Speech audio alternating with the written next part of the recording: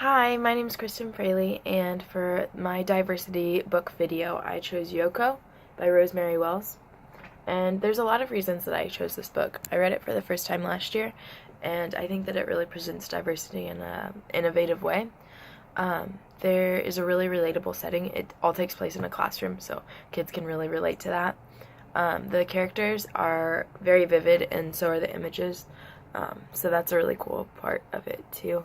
And then it also provides a natural transition into a discussion about culture and diversity in the classroom. So those are a few reasons why I chose this book specifically.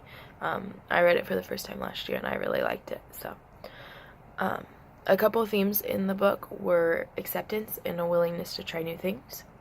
And I'm going to go ahead and read a summary that I wrote, and as well as an excerpt from the book before I explain the activity that I would have go along with it. So here's a summary of the book. Everything is normal at school for Yoko until she pulls out sushi for lunch. The other kids make fun of her weird lunch, which makes Yoko sad. Mrs. Jenkins, Yoko's teacher, notices this and makes an International Food Day at school, where each student must try everything. Yoko is excited to share her culture and her mother's sushi with the class. However, International Food Day comes and goes, and no one tries her sushi. Then Timothy, one of her classmates, still hungry, comes back into the classroom, and a friendship and an expanding sense of culture is born. So that's a little summary. I'll go ahead and read an excerpt from the book as well. At noon, Mrs. Jenkins rang the lunch bell, and everyone sang the Clean Hands song. "What does International Food Day mean to us, boys and girls?" asked Mrs. Jenkins. "Try everything," said everybody. When Valerie blew the playtime whistle, there was not a nibble of nuts or a sip of smoothie left. But no one had touched even one piece of Yoko's sushi. Yoko sat under the learning tree. Suddenly, she heard the clickety-click of chopsticks. It was Timothy. He was still hungry. "Let me show you how," said Yoko.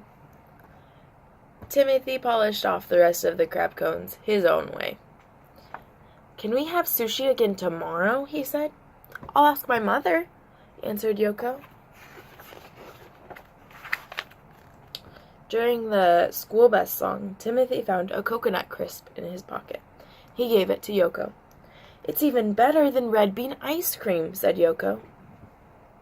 On the bus, Timothy and Yoko made plans to push their desks together and open a restaurant the very next day. And they did. They ordered tomato sandwiches and dragon rolls. For dessert, they had brownies with green tea ice cream, and they couldn't have asked for anything more. Here's the recipe or the menu for the restaurant. It says dragon rolls, tomato sandwiches, green tea ice cream, brownies, and beverage of choice. The end. So that's a little bit about the book itself, as well as an excerpt, so you can kind of get a feel for the book. The activity that I would do for this book is brainstorm with the kids about different cultures and explain that my classroom would also be having an International Food Day where everyone tried everything. And so I would send information home with the students to give to their parents and have them collaborate together and prepare some sort of dish for the class. And then I would also have kids prepare a short report about the dish that they brought. So just stand up and explain what the culture was of the dish that they brought, and just a little bit about what the dish is itself. So then I would give the students a little bit of social time to talk about what they liked and why they liked it, and then we would talk about the reports that they gave, and kind of discuss the different cultures that are represented with different foods. So I think that would be a good option to kind of understand the diversity of cultures in terms of food, and it relates really well to the book. So that's one activity that I would do with a book about diversity. Thanks.